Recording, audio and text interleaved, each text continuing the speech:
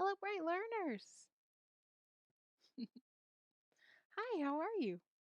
I'm glad to see you again. Are you ready for chapter 3 of Farmer Boy? Let's go. Okay.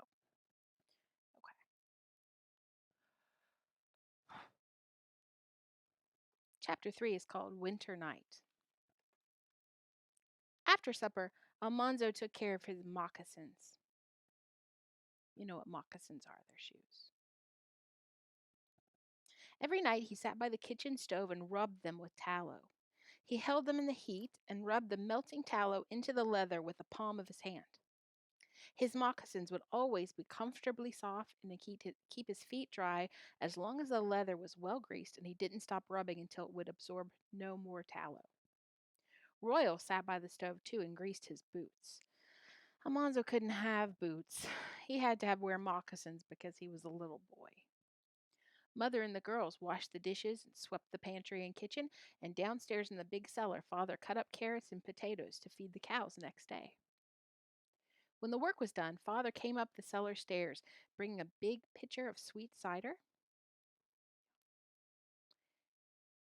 Uh, where was I? Oh, and a pan full of apples. Let's do it. Let's do both. Let's do apples and cider. Mm. Apples and cider.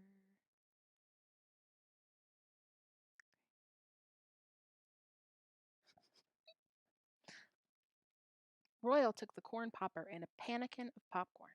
Mother banked the kitchen fire with ashes for the night, and when everyone else had left the kitchen, she blew out the candles.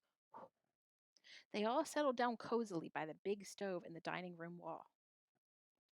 The back of the stove was in the parlor, the and where nobody went except when company came. It was a fine stove. It warmed the dining room and the parlor. Its chimney warmed the bedrooms upstairs, and its whole top was an oven. Royal opened its iron door, and with the poker he broke the charred logs into a shimmering bed of coals. He put 3 handfuls of popcorn into the big wire popper and shook the popper over the coals. In a little while, a kernel popped, then another, then 3 or 4 at once. And all at once, furiously, the hundreds of little pointed kernels exploded. When the big dishpan was heaping full of fluffy white popcorn, Alice poured melted butter over it and stirred and salted it. It was hot and crackling crisp and deliciously buttery and salty, and everyone could eat all he wanted to. Do you want some popcorn now? I do too. Mother knitted and rocked in her high backed rocking chair. Father carefully scraped a new axe handle with a bit of broken glass. Royal carved a chain of tiny links from a smooth stick of pine, and Alice sat on her hassock doing her wool work embroidery. And they all ate popcorn and apples and drank sweet cider except Eliza Jane. Eliza Jane read aloud the news in the New York weekly paper. Almanzo sat on a footstool by the stove, an apple in his hand, a bowl of popcorn by his side, and his mug of cider on the hearth by his feet. He bit the juicy apple, then he ate some popcorn, then he took a drink of cider. He thought about popcorn. Popcorn is American. Nobody but the Indians had ever had popcorn till after the Pilgrim Fathers came to America. On the first Thanksgiving Day, the Indians were invited to dinner, and they came and they poured out on the table a big bagful of popcorn. The Pilgrim Fathers didn't know what it was. The Pilgrim Mothers didn't know either. The Indians had popped it, but probably it wasn't very good. Probably they didn't butter it or salt it, and would be cold and tough after they had carried it around in a bag of skins. Almanzo looked at every kernel before he ate it. They were all different shapes. He had eaten thousands of handfuls of popcorn and never found 2 kernels alike. Then he thought that if he had some milk, he would have popcorn and milk. You can fill a glass full to the brim with milk and fill another glass of the same size, brimful of popcorn, and then you can put all the popcorn, kernel by kernel, into the milk, and the milk will not run over. You cannot do this with bread. Popcorn and milk are the only 2 things that will go into the same place. Then, too, they are good to eat. But Almanzo was not very hungry, and he knew Mother would not want the milk pans disturbed. If you disturb milk while the cream is rising, the cream will not be so thick. So Almanzo ate another apple and drank cider with his popcorn and did not say anything about popcorn and milk. When the clock struck 9 o'clock,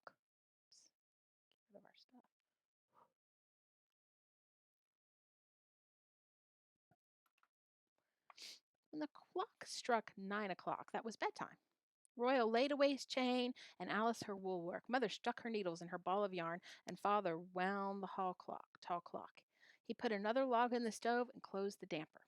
It's a cold night, Mr. Corse said. 40 below zero, said Father, and it will be colder before morning. Royal lighted a candle, and Almanzo followed him sleepy to the stairway door. The cold on the stairs made him wide awake at once. He ran clattering upstairs. The bedroom was so cold that he could hardly unbutton his clothes and put on his long woolen nightshirt and nightcap. He should have knelt down to say his prayers, but he didn't. His nose ached with cold and his teeth were chattering. He dived into the soft goose feather bed between the blankets and pulled the covers over his nose. The next thing he knew, the tall clock downstairs was striking 12.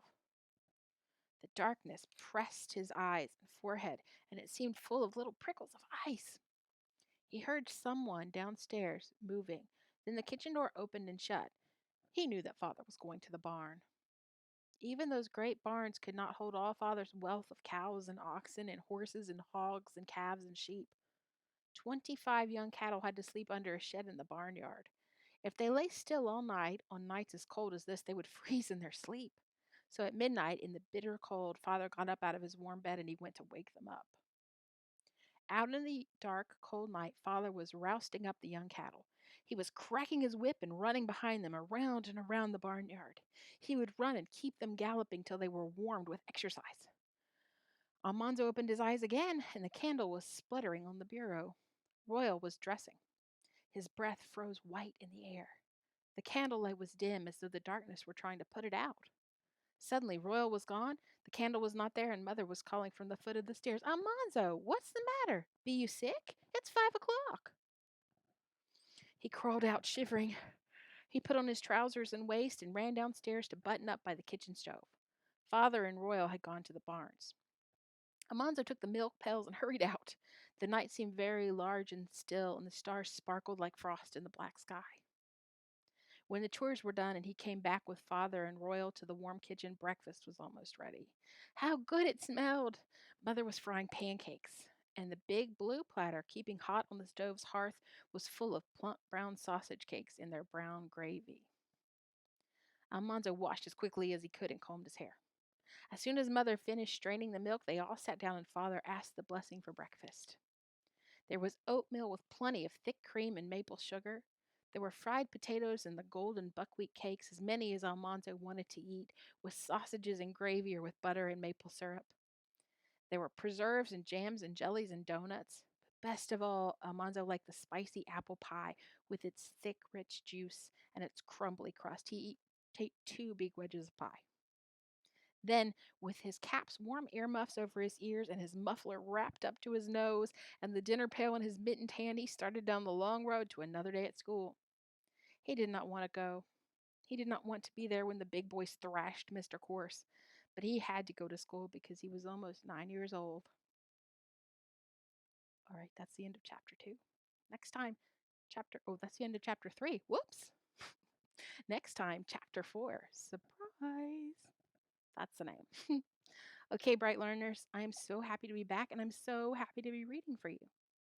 Okay, remember, until I see you again, be good and read good books. Bye.